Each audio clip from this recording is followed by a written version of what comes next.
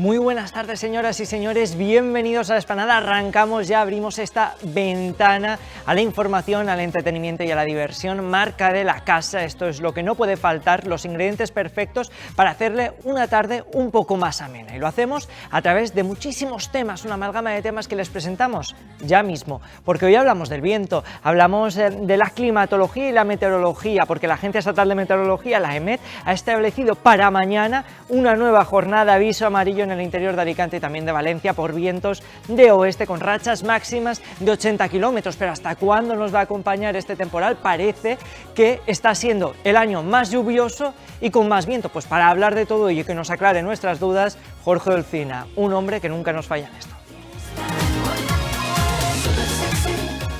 En una tarde en la que también nos lanzaremos a las aguas, lo haremos de la mano de la Universidad de Alicante, que ha encontrado una microalga asociada a la ciguatera que puede producir intoxicación alimentaria vinculada al consumo de pescado contaminado. En unos minutos nos lo explican bien los verdaderos expertos. Eres un bombón, lo sabes. En una jornada de martes en la que también pondremos el foco en ellos, en los médicos que están de huelga. Mañana volverán a salir para reivindicar lo que dicen son sus derechos. Por ello, Víctor Pedrera pasará por Alacante Televisión y por La Explanada para explicarnos cuáles son las principales reivindicaciones que les llevan a hacer diferentes paros. Hay ciertos términos en el léxico vinícola que crean especial confusión. Estamos ante uno de ellos, el pago. Vino de pagos, pago. ¿Qué quiere decir esto? Podemos dividirlo básicamente en tres acepciones. Hoy les vamos a explicar algunas de ellas. Todo esto y mucho más. Además tenemos un reportaje que no se pueden perder sobre la pornografía, la entrada, ¿no?, a ella, el acceso a partir de edades súper tempranas y una campaña que ha lanzado la Comunitat Valenciana de Generalitat. En unos minutos también se lo contamos. Para ello, por favor, acompáñennos desde ahora y en los próximos 55 minutos porque esto ya va de bo. ¡Vámonos!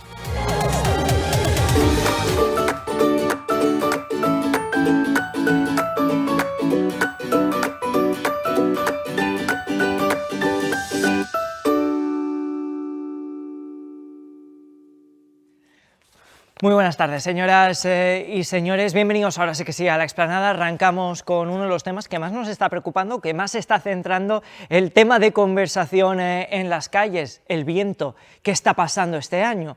¿Hay más viento que nunca? ¿Cuándo nos va a abandonar el viento? Pues bien, para responder todas estas preguntas no vamos a ser nosotros aquí a la torera que nos lancemos al ruedo, sino hemos invitado a un hombre que realmente entiende mucho de climatología. Él es director del laboratorio de la Universidad de Alicante, de climatología evidentemente. Él es Jorge Olcina. Muy buenas tardes, bienvenido a esta tu casa. Hola Carlos, ¿qué tal? Buenas tardes, bien hallado. Volvemos a estar en alerta. Mañana, dice la EMET, volverá de nuevo el viento, aviso amarillo. ¿Qué está pasando este año? ¿Realmente hay más viento que nunca? A ver, se han sucedido hasta 9 borrascas de estas que llamamos significativas y se denominan significativas cuando en alguna fase de su desarrollo superan los 90 kilómetros por hora, ¿no? Y es lo que ha ocurrido, ¿no? Algunas ya nos han llegado un poco más débiles aquí al Mediterráneo, pero otras, este fin de semana pasado lo hemos vivido, han llegado con mucha fuerza, con mucha actividad, ¿no? Y nos queda un último coletazo. Es verdad que entre mañana y el jueves entra de nuevo otra pequeña borrasca. No nos vamos a enterar aquí de las lluvias, pero sí que va a dejar alguna racha, especialmente en las comarcas del interior de la provincia, ¿no? Quizá en la costa pues apenas nos enteremos o con alguna rachita un poquito más elevada, pero nada que ver con lo que hemos registrado estos días pasados, sí. ¿Había antecedentes de un enero y un febrero con tanto viento en la historia, al menos desde que hay registros? Bueno, desde que tenemos registros en Alicante, la verdad es que no. Una sucesión de tantas borrascas una tras otra, día sí, día también, no había, ¿no? Es verdad que en invierno pues suele haber alguna jornada de borrasca, algún temporal, algunos días de lluvia, pero como digo, se han sucedido muchas borrascas en apenas mes y medio, ¿no? Y eso no había antecedentes. Es verdad que nuestra provincia de Alicante, ahora lo comentaremos, no ha recogido tanta lluvia, ¿no? Ha sido una lluvia muy buena, bien recibida, pero no ha sido tan abundante como han tenido en otras partes de España, ¿no? Del centro, del norte, del sur peninsular, de Andalucía también. Aquí, este régimen que llamamos de ponientes, de vientos que vienen desde el Atlántico y tienen que llegar al Mediterráneo, no suele dejar mucha lluvia, pero sí que deja viento, ¿no? Y es un poco el elemento que más hemos tenido, y algún día de esos de poniente ha subido la temperatura a mediodía por encima de 20 grados, ¿no? Que también es un dato muy significativo, pero no teníamos antecedentes de un mes de enero y comienzo de febrero tan ventoso y con tanta borrasca seguida, ¿no? Hablabas, Jorge, de ese viento cálido, esa ponenta que se dice aquí en la Mm. comunidad valenciana. Claro, no siempre nos ha acompañado el viento especialmente fresco, aunque también ha hecho mucho frío en este arranque de año 2026. ¿Cómo se prevé que va a seguir siendo este invierno que nos queda hasta dentro de un mes?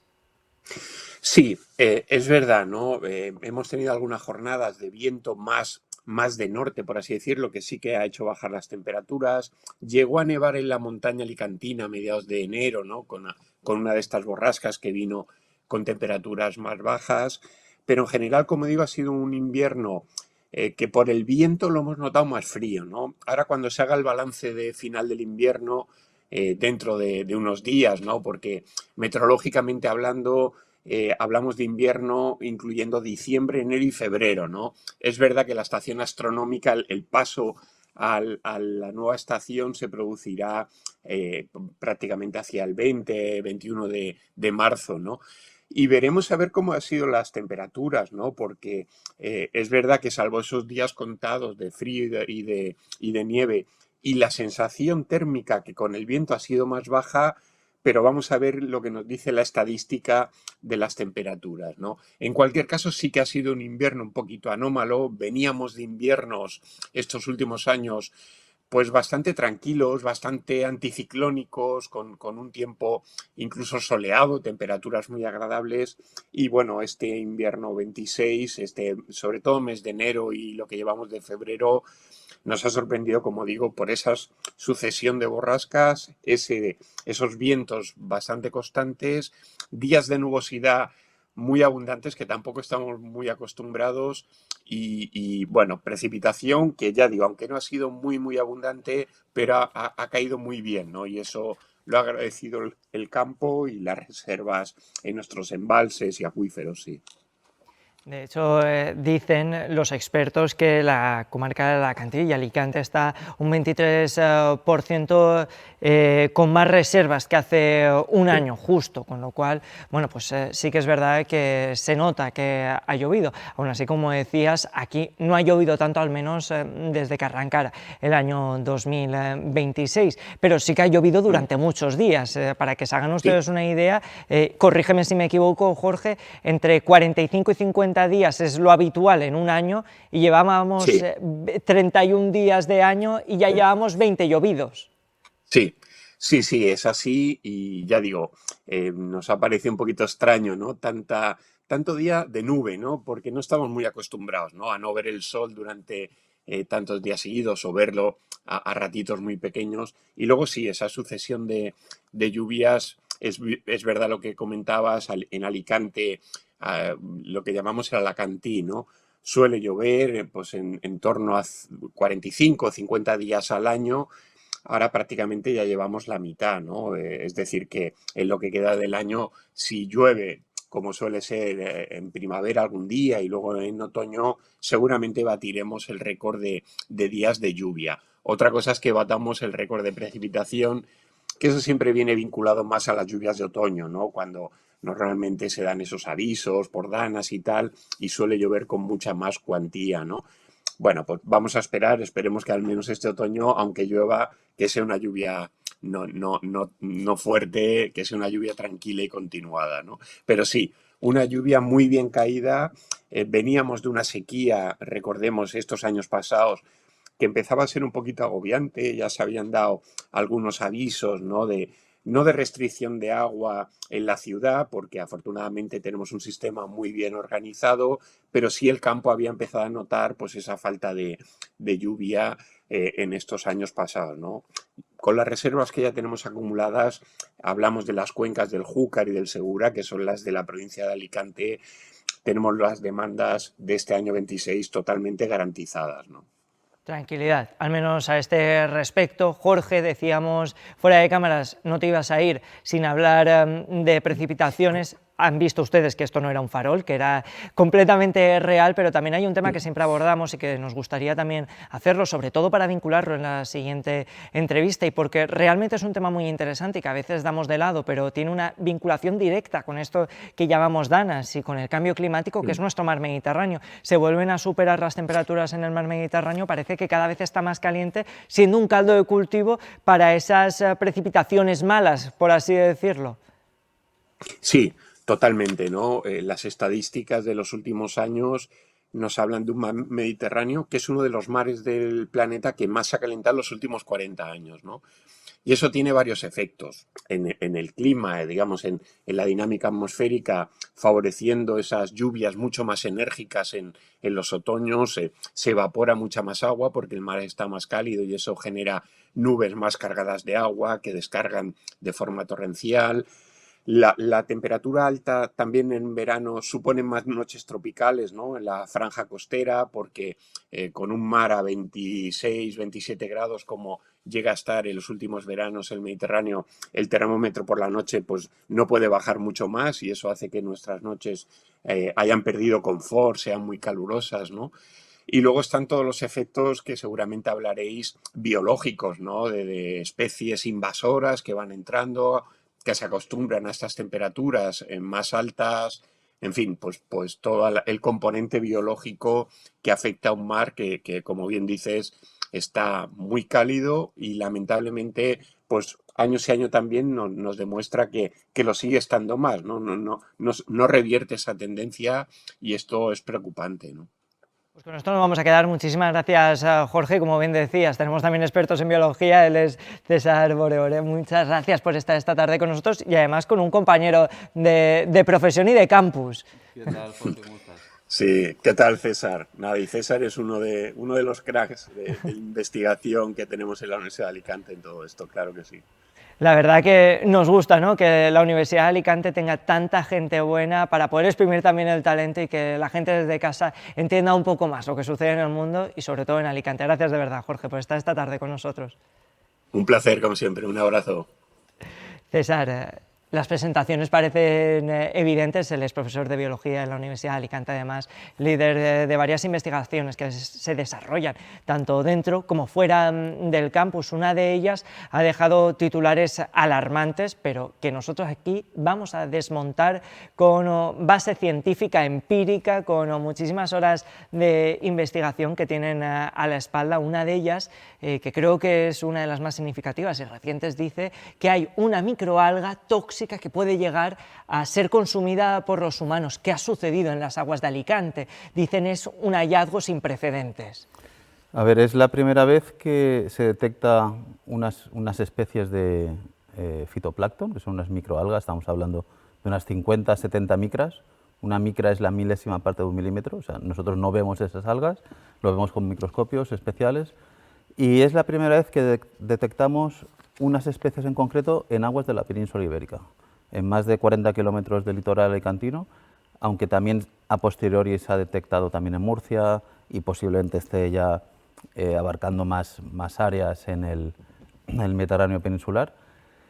Bueno, y esta microalga produce una toxina que se pueda ir acumulando en la red trófica a medida que vamos incrementando el nivel trófico, que se llama, es decir, lo que el pez pequeño se come al grande, o al revés, perdona, el pez grande se come al pequeño.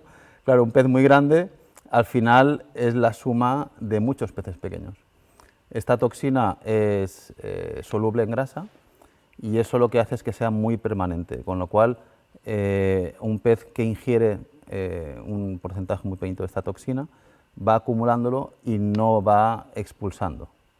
Esto en un principio no sería preocupante, además creo, y corrígeme, los niveles son muy bajos, ¿no?, a día de hoy. A ver, a día de hoy hemos encontrado la microalga, no se ha encontrado todavía la toxina en los peces, con lo cual a nivel de consumo no hay que alarmarse, pero hay que estar bueno, alerta, sobre todo si suben la densidad de células por litro, que ahora mismo está alrededor de 100 células de este fitoplancton tóxico por litro de agua de mar.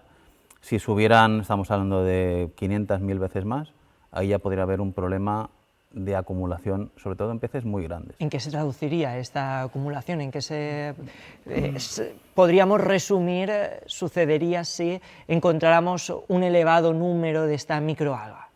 Vale, una de las cosas que podría suceder, que ya sucedió en aguas españolas, en Canarias, en el año 2004 se detectó la primera vez que una persona ingresó en el hospital con síntomas de ciguatera. Ciguatera es una enfermedad que está producida por la ciguatoxina, que son este tipo de toxinas que genera la microalga, que es del género Gambierdiscus, que como siempre casi todas las especies les ponemos nombres un poco raros.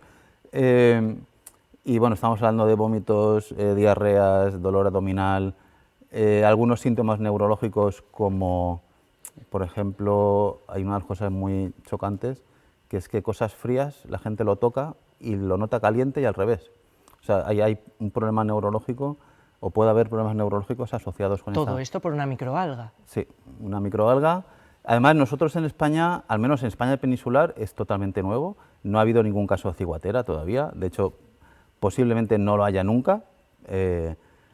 Canarias es aguas mucho más tropicalizadas que el Mediterráneo, pero como estaba comentando Jorge antes, el mar Mediterráneo cada vez está un poquito más caliente. Se está tropicalizando también. Claro, y esa tropicalización no solo nos puede traer, no sé, el pez león, que es un pez tropical, sino también nos puede traer otros organismos que no podemos ver, pero sí que bueno, nos pueden generar acumulaciones de toxinas o pueden generar otros problemas muy variopintos. Lo hemos visto recientemente, de hecho aquí lo hemos hablado, la alga asiática, ¿no?, por ejemplo, es otro de esos elementos que aparecen con el calentamiento y con este cambio climático en las aguas del Mediterráneo. Bueno, la alga asiática, que también hemos trabajado con ella, se llama Rugulopteryx okamure, más que con el calentamiento está asociado con el tráfico marítimo de buques mercantes. Correcto. Porque además es un alga de aguas frías, es curiosamente al contrario.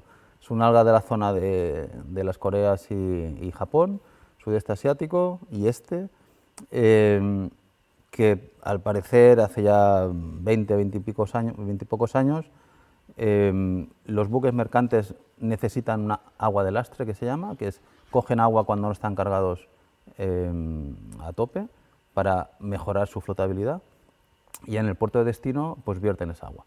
Sí que es verdad que desde entonces ha habido modificaciones en la legislación sobre aguas de lastre para evitar justamente el trasiego de especies de un sitio a otro, que una especie que no genera problemas en su lugar de origen porque compite con otras especies o hay especies que las predan, cuando las mueves a otro sitio puede ser, como en el caso de Rugulopteryx en el sur de la península, en las costas de Cádiz principalmente, empieza a crecer porque no tiene ningún tipo de enemigo natural y la verdad que es un impacto muy grande tanto al turismo como a la pesca como cualquier actividad que se quiera hacer en las playas. Hay dos mensajes claros, uno de ellos es el no alarmismo, no nos llevemos las manos a la cabeza, pero tampoco girar la cabeza y no afrontar el problema, que haya un seguimiento real. Claro, de hecho a nivel europeo y español la cadena alimentaria es segura y no es que sea segura, sino que es la más segura del mundo.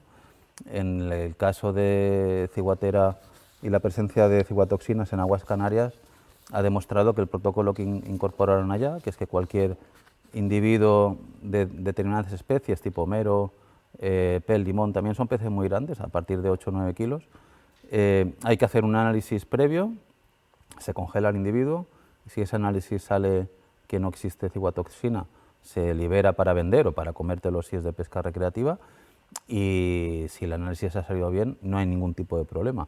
Si ha salido mal, que estamos hablando entre un 10 y un 15% de peces muy grandes que tienen presencia de ciguatoxina, pues hay que destruirlo porque si no corres el riesgo de ser ingresado en el hospital y además con síntomas que pueden alargarse durante meses. Habrá que estar ojo a visor ahí con todos estos índices que se dan en aguas del Mediterráneo. Hablábamos antes con Jorge, cuando hemos compartido un pequeñito rato en la pantalla del talento que tiene la Universidad de Alicante. Vosotros sois claro ejemplo de ello, este grupo que trabaja en toda nuestra costa y que desarrolláis numerosos proyectos que llegan a buen puerto.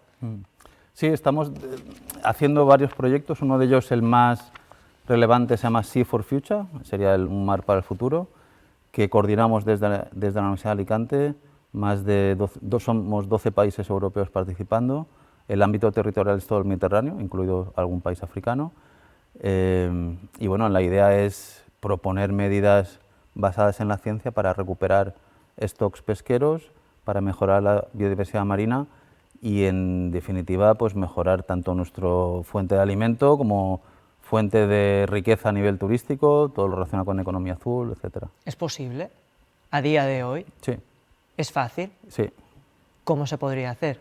Pues, evidentemente no vamos a contar aquí la receta de la Coca-Cola, pero imagino que habrá algunas claves que sí que se puedan compartir. Sí, hay unas claves. A ver, supongo que todo el mundo habrá oído que la Comisión Europea impuso unas medidas muy restrictivas a la pesca de arrastre en enero del año pasado, con mucha protesta por parte del sector, etc. Bueno, estas medidas se basaban solo en la reducción del esfuerzo pesquero.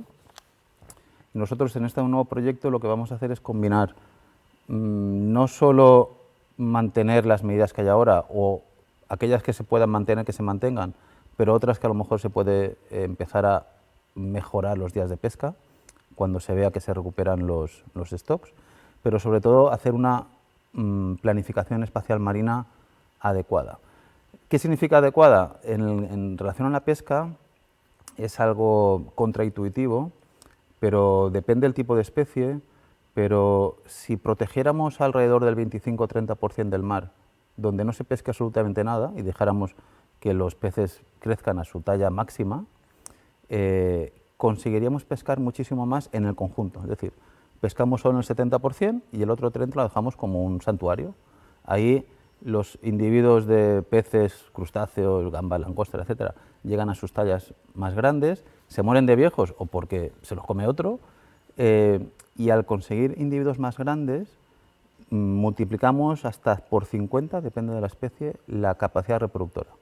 Entonces estamos haciendo como una hiperproducción de huevos y larvas que generan no solo un crecimiento de la biomasa dentro del espacio protegido, sino también fuera.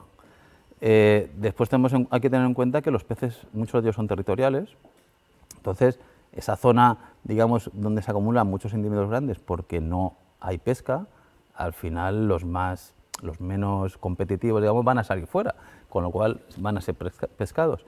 Y después otra de las cuestiones que ya en el proyecto también participa la Federación Española de Cofradías de Pescadores, por ejemplo, con Basil Otero, su presidente, que estuvo en la presentación del proyecto hace un par de semanas en la Universidad de Alicante. También estuvo presente tanto la Secretaría General de Investigación como la Secretaría General de Pesca, apoyando un poco el proyecto, las líneas generales del proyecto. Cuando decimos que hay que proteger el 30%, vamos a poner un número redondo, no significa que los pescadores no van a poder acceder a ese 30% de peces que están ahí dentro. Los peces se mueven y lo podemos ajustar, depende del tipo de especie, pero más o menos una especie tipo, no sé, un mero, una dorada, etcétera. Si protegemos el 30%, realmente es como si protegieras un 15%, porque sobre todo en los bordes de esas áreas de reserva, los individuos van a moverse y cuando estén fuera van a poder ser pescados, con lo cual no es que pongamos una pared. Restrictivo, desde luego. Claro, y los sitios donde se ha hecho en el resto del mundo ¿Ha funcionado? Ha funcionado muy bien. Es más, son los propios pescadores los que piden hacer medidas de ordenación espacial y ver las reservas como una zona de criadero, de fomento de la pesca. Y que fuera del mar funciona, con lo cual dentro no tiene por qué no hacerlo. Así que no tengamos miedos y escuchemos a los expertos. Muchísimas gracias, César, por estar esta tarde con nosotros y por compartir este conocimiento para entender un poco más la vida marina y lo que sucede en el Mediterráneo. Gracias. Gracias a vosotros. Y nosotros vamos a ver la programación del Juan Gil Albert, que, madre mía, qué año 2026 nos espera junto a ellos. Cristina Rosenbinge, Juan Manuel de Prada, Josu de Solaun o Isabel Coixet son las grandes apuestas del Instituto Alicantino de Cultura Gil Albert para el año 2026. La programación para este curso cuenta con destacados nombres de la literatura, la música y el arte que harán parada en la Casa Bardín, así como en diferentes municipios de la provincia. Porque somos una diputación que en su ADN está el servir y sobre todo poder llevar la libertad de la cultura a cada uno de los rincones de nuestra provincia. Que la cultura es de todos y para todos, sin discriminar a los municipios por su extensión o su población, guía esta programación con la que se pretende afianzar a nuevos públicos que han venido sumándose a lo largo de los 2 últimos años a las propuestas que se han ido realizando. Propuestas en las que se podrán conocer figuras destacadas del mundo de la cultura como la fotógrafa Yolanda García, el cineasta Joaquín Oristrel o el escritor Manuel Rivas. La presentación de la programación para este año también ha servido para hacer balance del ejercicio 2025. En este año 2025 hemos realizado más de 233 actividades, donde 88 han sido fuera de nuestra Casa Bardín, donde hemos llegado a 60 municipios de la provincia en este año 2025 y donde hemos llevado esa cultura a menos 500 a 14 municipios de los 29 que consta y que tiene nuestra provincia. La próxima gran cita en la Casa Bardín será este viernes y tendrá como protagonista al escritor Juan Manuel de Prada dentro del ciclo Con todas las letras.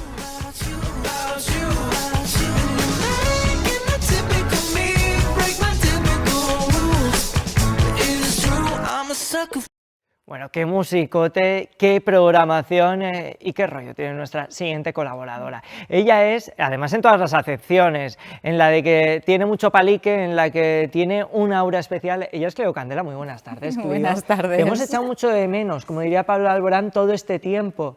Es que estuve de feria. ¿Dónde? En la Barcelona Wine Week. Ah, suena muy bien. Una de las ferias más importantes del vino a nivel mundial, en Barcelona. Claro, el nombre no engaña, pero por si acaso había que preguntarlo. Así que me coincidía y no hubo posibilidades de hacer un directo. ¿Y optaste por ir a la Barcelona Wine Week en vez de estar en la Esplanada? Ya. Pues sí, claro. Si no vino hace dos martes, ¿qué iba a hacer? Pues estar en Barcelona. Clio, que hoy venimos además con, hoy que he dicho yo esto de acepciones, venimos con un vino que podría tener muchas acepciones, porque vino de pago. Esto quiere decir que hay que pagarlo antes de comprarlo, un vino que puede valer mucho dinerito. ¿Y qué más quiere decir? Pues a ver, es que la gente se piensa cuando dices vino de pago que es un vino que cuesta más dinero. Por alquiler o algo así. Sí, bueno, al final pues los léxicos, ¿no? No, pero yo te quiero contar que es un vino de pago, porque además cuando me has dicho, ¿de qué hacemos la sección? Digo, mira, te cuento que es un vino de pago. Me has dicho, no sé lo que es. Digo, mira, pues date, ahí estamos, ¿no? Vamos a explicarlo. Para eso lo hemos traído, no se crean, ¿eh? Bueno, pues lo que es un vino de pago es una categoría de vino. Es la categoría de vino más alta que existe en España.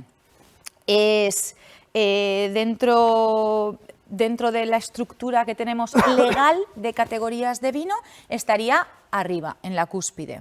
Pero por recordar un poco, que yo creo que esto lo hemos hablado, pero por recordar un poco, imaginémonos la legislación de España como una pirámide. Mira, pero que tú qué te crees. Vamos a poner la pirámide. Bueno, no me lo puedo creer. Muy bien. Dentro muy bien, pirámide, muy bien, que esto bien. queda bien resuelto en televisión. Perfecto. Es que ayer, ¿sabes lo que pasó? Que hablamos del Benidorm Fest. Empezamos a intentar hacer las calificaciones con la manita para que la gente lo entendiera. La gente no lo entendía. Así que hoy hemos pagado a un grafista, hombre, claro, para que copie el trabajo de alguien. Además que no somos radio, que somos tele. Esto. Mira, entonces, empezaríamos lo más bajito en calificación legal sería el vino de mesa, ¿vale? El vino de mesa son vinos que no tienen por qué indicar en las etiquetas, legalmente no se tiene por qué indicar ni la región, ni la variedad, ni la añada. ¿Esto tiene algo que ver con la uva de mesa o nada? No, nada. Ah, la uva de mesa es la fruta que ponemos, te llega, sí, claro, justo a casa. Pero porque sabemos que hay uva de mesa y la uva con la que vinificamos, ¿no? No, es verdad, esto es así. 5 años con ella y si alguien no lo sabe es para matarle. Bueno, entonces, tendríamos lo más bajito que sería vino de mesa. Dentro de vino de mesa, que faltaría ahí... Ah, no, tenemos vino de la tierra arriba, vale, perfecto. Vinos de la tierra sería un poquito más... IGP, vinos de calidad... Vale, es que está... Vale. Vinos de mesa. Esta pirámide no la he hecho yo, pero no pasa nada. Tendríamos vinos de mesa. Lo segundo sería vinos de la tierra. Vinos de la tierra es como que un poquito más que vinos de mesa ya se indica la producción, pero no vinculada a una denominación de origen, sino como a una zona, ¿vale? Hay 41 zonas geográficas en España que son vinos de mesa, vino de la tierra. Después tendríamos vinos con calidad de indicación geográfica, la IGP, ¿ves? Es que por eso está un poco... Tú no te preocupes, Cleo, vale, que ya han despedido a la persona que ha hecho esto. Así me gusta. Que le corten la cabeza. Vale. Vale, a diferencia de lo anterior, no me voy a poner muy tiquismiquis, pero se requiere más calidad en la elaboración del vino, se determina una zona geográfica más cerrada, con unas variedades, y a veces simplemente los vinos acaban en las indicaciones geográficas porque no hay una denominación de origen que ampare esa zona geográfica, ¿vale? Tendríamos, por ejemplo, Cádiz. Cádiz hace unos vinos excepcionales, pero no hay una denominación de origen, entonces es indicación geográfica de Cádiz, ¿vale? Y después vendrían las denominaciones de origen, que es a lo que todo nos suena más. Alicantes, vinos de Alicante es una denominación de origen. DOP, denominación de origen protegida. Bueno, pues tenemos Valencia, tenemos Utiel Requena, tenemos, ¿vale? Tenemos Jumilla, ¿vale? Y entonces, aquí tendríamos que son, primero tienen que haber pasado 5 años como vinos con indicación geográfica, IGP, que ya esta legislación hace mucho tiempo que se puso en marcha y ya los que son denominaciones de origen llevan ya mucho tiempo siendo denominaciones de origen. Tiene que estar más concreto el territorio, las variedades. Hay variedades que tú, por ejemplo, hay variedades que no están permitidas en una determinada denominación de origen y tú puedes hacer un vino en una finca que tienes denominación de origen para hacer un vino, pero haces una variedad que no está dentro de la denominación de origen, entonces ese vino no va a salir etiquetado como denominación de origen, ¿vale? Aquí ya hablamos de una regulación bastante más elevada. Se miden las acideces, se miden los pHs, sobre todo los kilos de vendimia, hay limitaciones para que la producción no haya sobreproducción, ¿vale? Ahí ya los pliegos de condiciones para sacar vino bajo la denominación de origen que te corresponda ya son bastante más exigentes, ¿vale? Estaríamos ante una muy buena calidad, muy buena calidad, referenciándonos a estándares internacionales, ¿eh? Los vinos de California no tienen tanto cuidado, los vinos de Sudáfrica no tienen tanto cuidado. Los de Chile, que me gustan a mí mucho. Es que sabes lo que pasa, que todo lo que se sale de Europa, de que se llama el viejo mundo, cuando nos vamos al nuevo mundo, esto es muy imperialista, pero sí, desde luego. Se llama así. Se te ha puesto una cara de Colón que no te la quita nadie. Sabes, a mí esto no me gusta, pero es muy imperialista. Es así, el tema. claro. Entonces, cuando nos vamos a nuevo mundo, las legislaciones son muy laxas, ¿vale? Aquí tenemos a la Unión Europea por encima, que regula todos los puntos de partida de las denominaciones de origen, ¿vale? Después de las denominaciones de origen nos iríamos a las denominaciones de origen calificadas, que son solo 2 en España, Rioja y Priorat. Tienen muchísima más calidad, muchísimo más cuidado que las otras denominaciones de origen, son muchísimo más exigentes. Y después, por último, nos iríamos a vinos de pago, que vinos de pago ya estamos hablando de una finca que tiene denominación de origen propia y tiene unos estándares de calidad alucinantes. Tienen un suelo específico, un microclima específico, variedades especialmente adaptadas a ese trocito de tierra. Y sobre todo también tienen una parte histórica que determina que ese territorio, ese pequeño trocito de tierra, tiene que diferenciarse por encima de las denominaciones de origen. Es decir, puede haber un vino de pago dentro de una denominación de origen. Es muy interesante. Sería como, si nos vamos a otro país, sería como los Grand Cru franceses. ¿Son más caros? A ver... Tiene que ser rápido, pero no puedes dudar mucho. Ligeramente más caros, pero no se nos vaya la bola. Son bastante accesibles. A lo mejor el vino de entrada de un vino de pago puede estar entre 30 euros o así. Están muy buenos. ¿Se diferencia mucho el sabor de este vino de pago, que es la calidad suprema, con otros? Sí. Tú coges el vino más barato de un vino de pago y coges el vino más caro pero un vino estándar de una denominación de origen y se nota, salen cosas de muchísima calidad. ¿Alguno que nos puedas recomendar antes de que nos vayamos? Pues Finca Élez de Albacete, el Terrarazo de Valencia. Aquí en Alicante no tenemos ninguna, no tenemos aún, pero esas dos que nos pillan cerquita.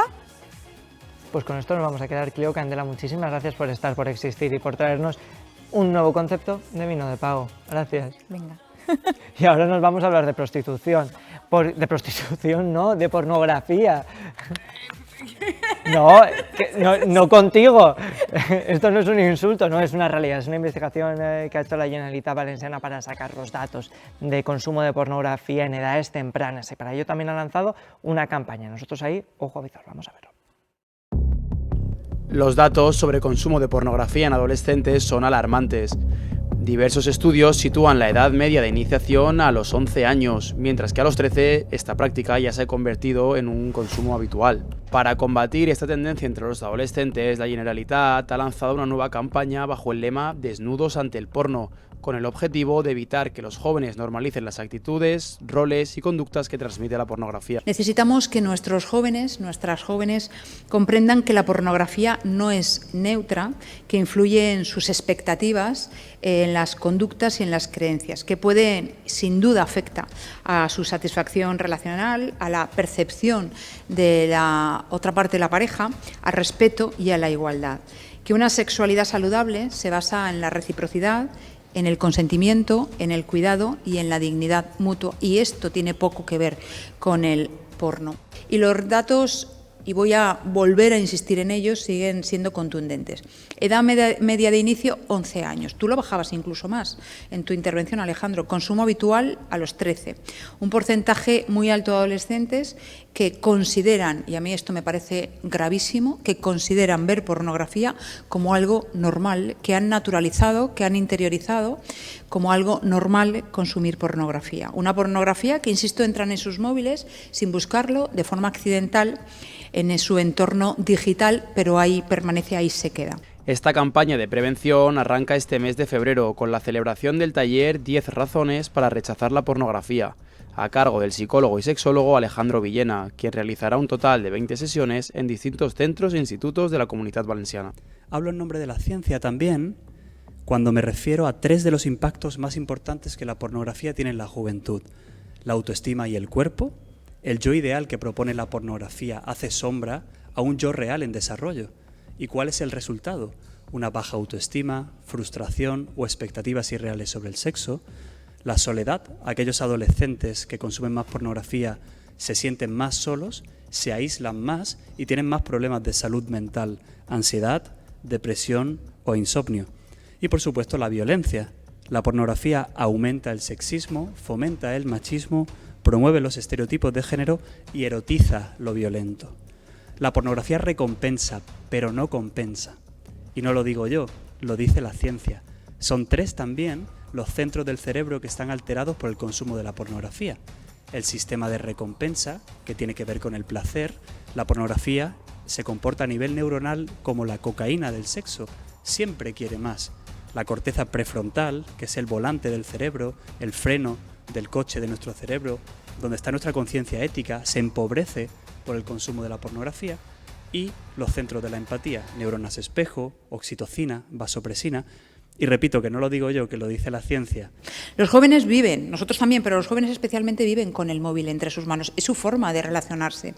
Internet, redes sociales, plataformas digitales forman parte de su vida diaria. En ese entorno encuentran contenidos que no representan acciones reales, que transmiten siempre modelos de dominación, de desigualdad, de violencia y especialmente contra la mujer. Y por eso, insisto, decidimos actuar y hacerlo desde la prevención, la educación y el pensamiento crítico. Como podéis observar, son muchas las sombras de la pornografía, pero quiero que acabemos con esperanza, ya que también hay muchas luces. Os decía que el número 3 no es una casualidad, porque son 3 las provincias de la Generalitat que van a recibir estos talleres de prevención y de sensibilización. Miles de adolescentes que se van a llenar de herramientas y que en estas formaciones se van a llevar 3 vacunas en contra de la pandemia de la pornografía. La educación digital, aprender a usar la tecnología antes de que la tecnología les use a ellos. Educación sexual, entender que la sexualidad va más allá de lo físico y más allá de la pornografía. Y por supuesto el pensamiento crítico, ser libres pero a la vez responsables, aprender a elegir, pero a elegir lo bueno. Así que ya ven que era una cuenta sencilla, solo teníamos que contar hasta 3. Y estoy seguro que después de esta campaña y de estos talleres, la próxima vez que contemos juntos hasta 3, habrá menos adolescentes accediendo a la pornografía y muchos más adolescentes con habilidades para vivir una sexualidad plena y sana. La vicepresidenta del Consell ha asegurado que esta campaña no constituye una acción puntual, sino que se trata de una línea de trabajo sostenida durante toda la legislatura. Con esta medida, la Generalitat pretende que los jóvenes comprendan que la pornografía no es neutra como contenido educativo.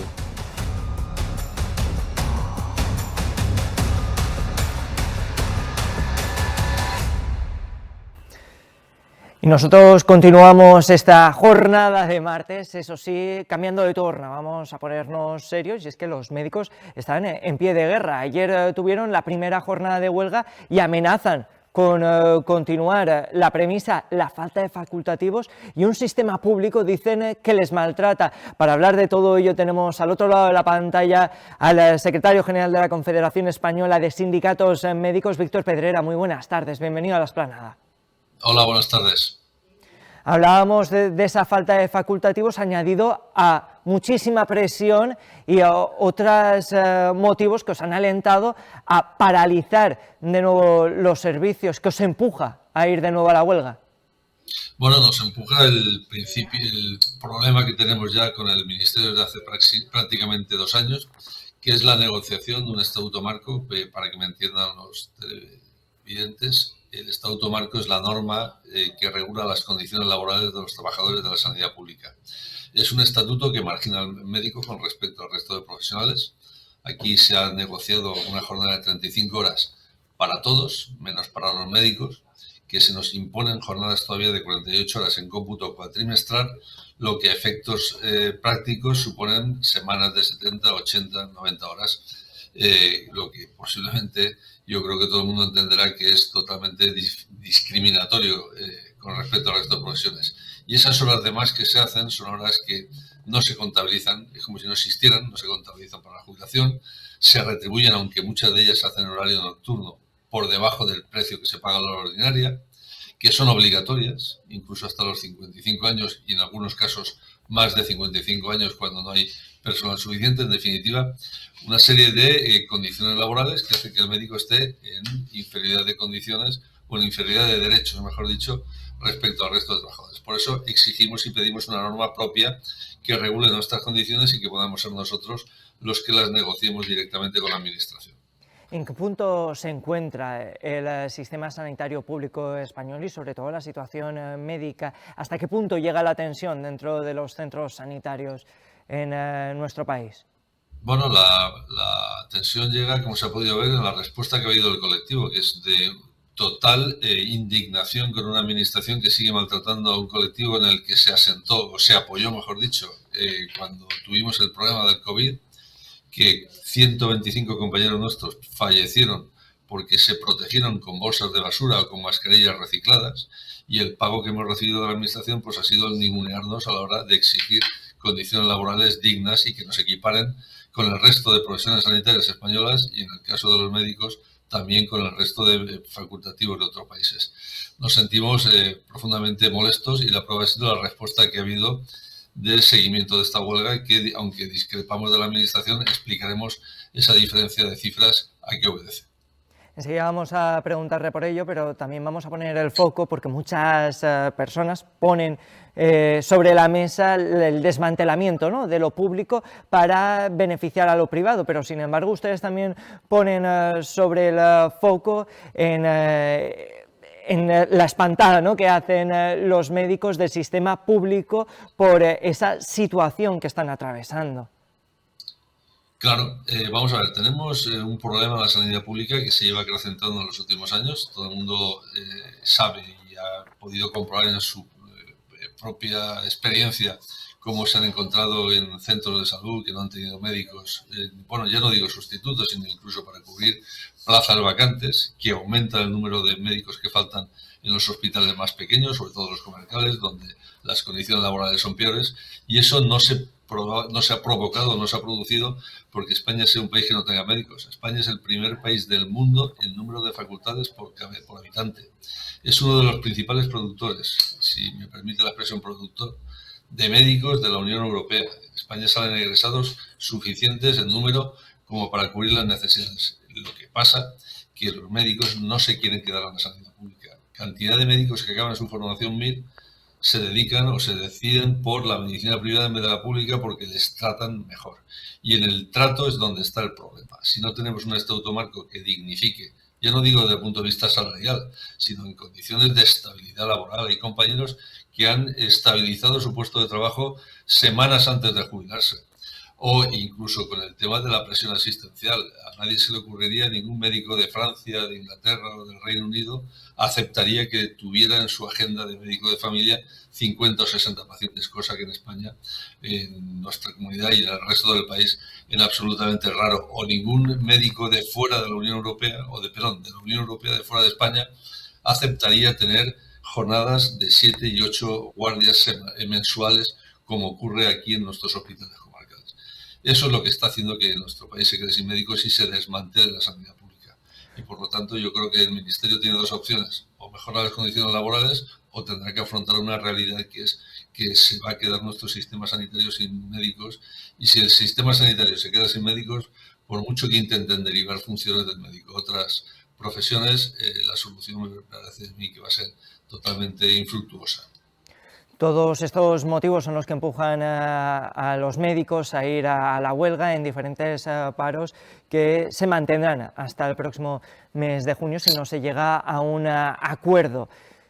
Ayer, primera jornada de huelga, llegan también los primeros datos de seguimiento. Hemos visto disparidad y además disparatada, si nos permites la expresión, Víctor, porque por parte de los sindicatos defendéis que hay un seguimiento del 90%, pero sin embargo la Consellería de Sanidad, con datos oficiales, dice que es tan solo de un 10%. ¿Qué está pasando aquí?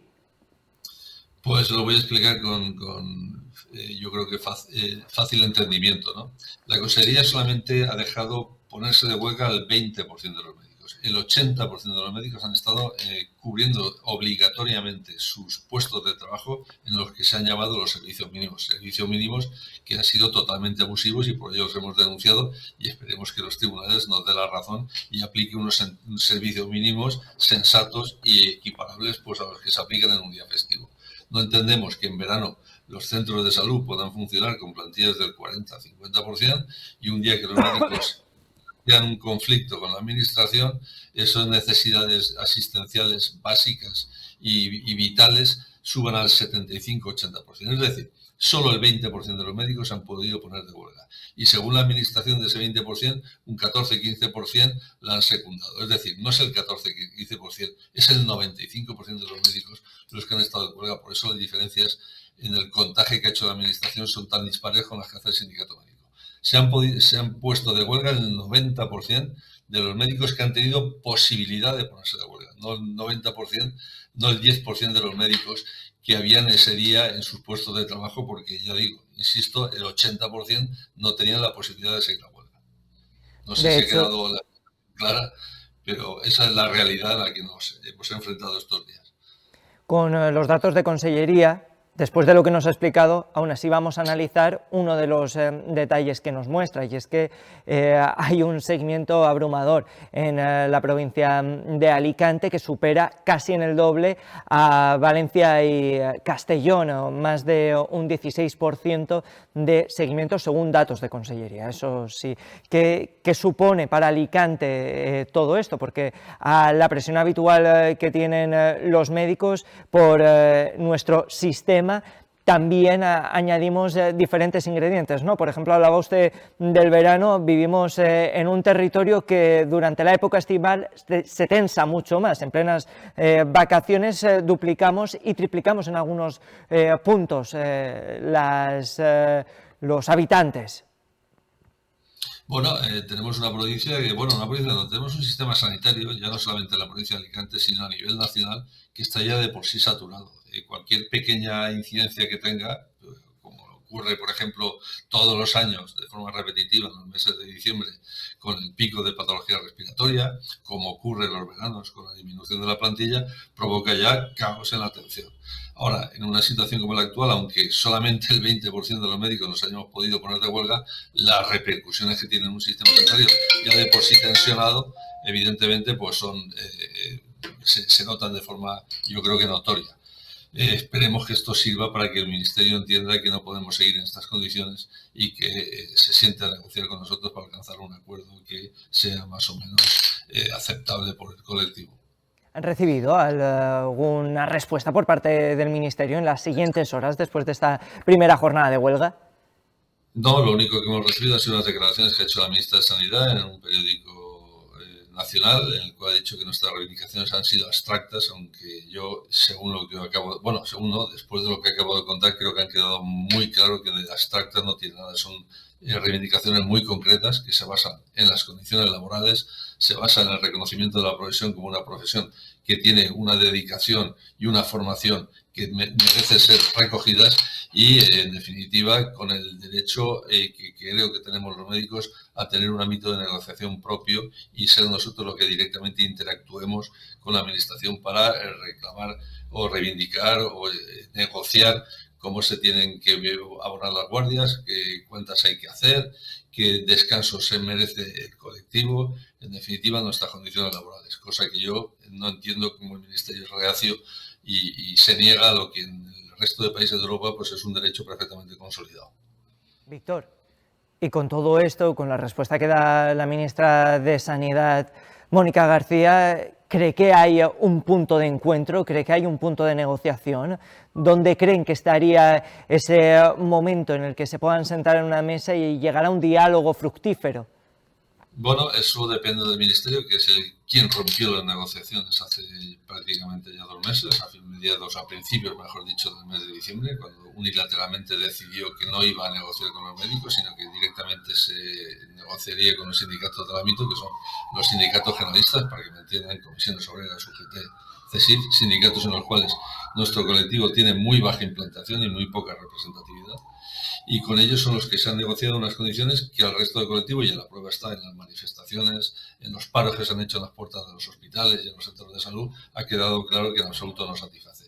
Espero que el Ministerio recapacite y entienda que solamente hay 2 opciones. O se llega a un acuerdo con un colectivo que se está alejando de la sanidad pública, que se está marchando de nuestros centros de salud y de nuestros hospitales, o tendremos un problema grave, acrecentado año tras año, con nuestra sanidad pública, porque, insisto, sin médicos no puede haber sanidad pública, por mucho que se empeñe el Ministerio en disfrazarlo o en intentar suplantar funciones específicas del médico en profesionales que no están capacitados para desempeñarlas.